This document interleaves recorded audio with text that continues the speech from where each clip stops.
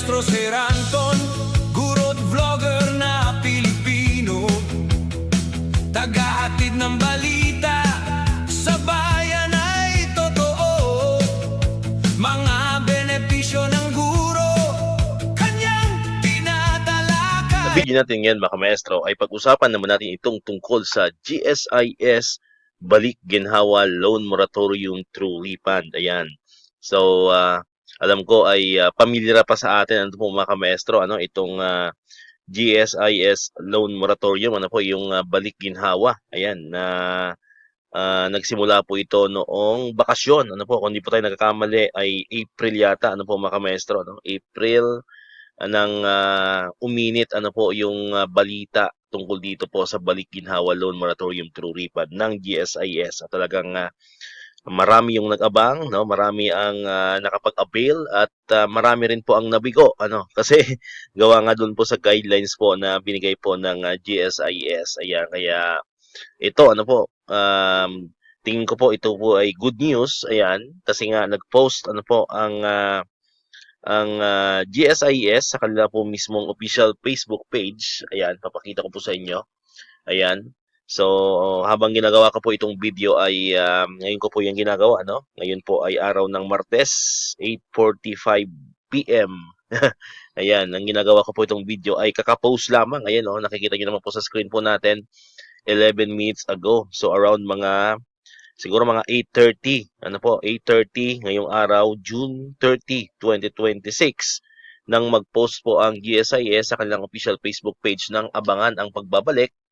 Wala pong naka-specify dyan, ano po, kung ano yung magbabalik, pero nakalagay po kasi dito sa hashtag nila, yung hashtag Ginhawa for All. So, we are assuming, although hindi pa po ito, um, 100% sure, ano po, kasi syempre ang mag-announce po niyan is mismong ang GSIS, ano po mga maestro, pero sana ay tungkol nga po ito doon sa Balik Ginhawa Loan Moratorium for refund, ano po mga maestro. So kung yun man po yun po yung abangan po natin sa official announcement po ng GSIS. Ayan. So hopefully ay yun po yun, ano po, kasi para may chance ano po yung ibang mga kamaestro natin na hindi nakapag-avail, yung mga na-disqualified ano po nung nakaraang yung round 1 ano po ng loan moratorium, na kung saan ang kinonsider po doon, kung hindi tayo nagkakamali at hindi natin nalilimutan, no, yung December hanggang February, ano, December 2025 hanggang January and February 2026 po na amortization po, ano po yung na-refund, ano po mga maestro. Ayan, so dito hopefully ay ganun pa rin, ano po, or mas maganda nga habaan pa, no, gawing 6 months, kasi itong nauna po is 3 months. So sana po dito ay gawing 6 months, ano po. Pero sabi nga natin ay abangan po natin, no. GSIS na mismo nagsabi, ano, may nagbabalik at abangan natin. Ayan. So hopefully bukas, ano, bukas po ay araw ng Miyerkules, and Huwebes, Friday.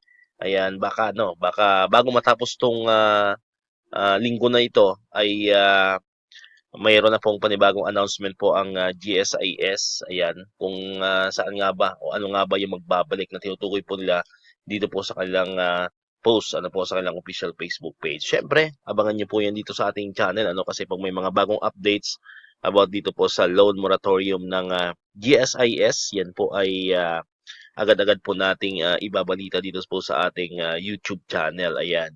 Kung malala po ninyo, no, mas nauna na pong nagbigay ng moratorium, ano po, yung Provident Fund, ano, yung DepEd Provident Fund, na kung saan nagawan rin po natin ng video yan nitong mga nakarang araw, ano po, na kung saan ang Provident Fund naman ay 3 months din.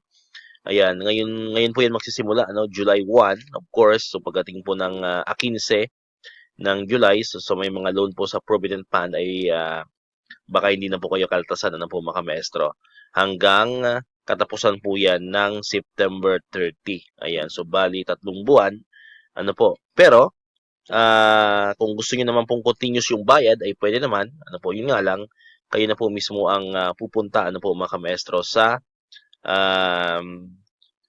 inyong mga SDO, sa inyong mga cashier, para doon kayo magbayad ng over the counter, ano po, ng inyo pong loan sa DepEd Provident Fund. Ayan. So sana po, sana ito po ay sundan agad ano po ng GSIS kasi alam ko mas marami po mas kasi sa Provident Fund kasi kung halos konti lang naman yung may load diyan ano po.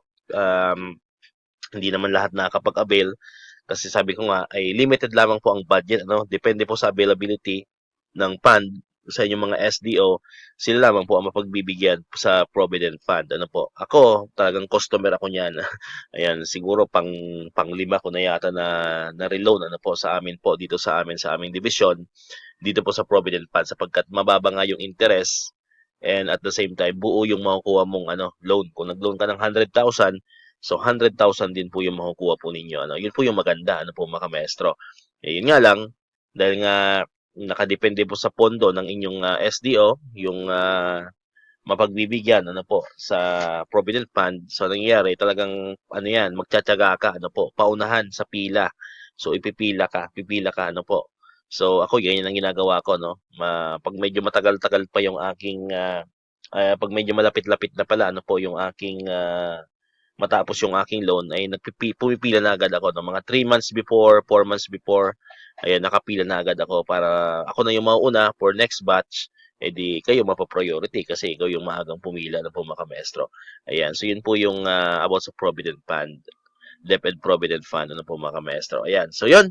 Abangan nyo lang po dito sa ating YouTube channel itong post na ito ng GSIS na tungkol po ito sa I hope na tungkol po ito sa balik ginhawa loan moratorium refund.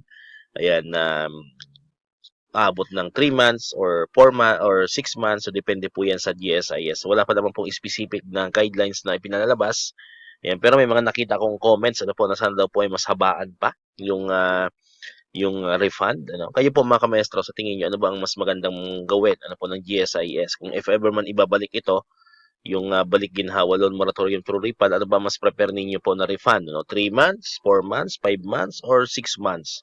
Ayan, so comment down below mga maestro kung ano yung sa loobin nyo po tungkol dito sa post ng GSIS na magbabalik daw. Ayan, and then nakalagay po dyan ay #ginhawa for all. Alright?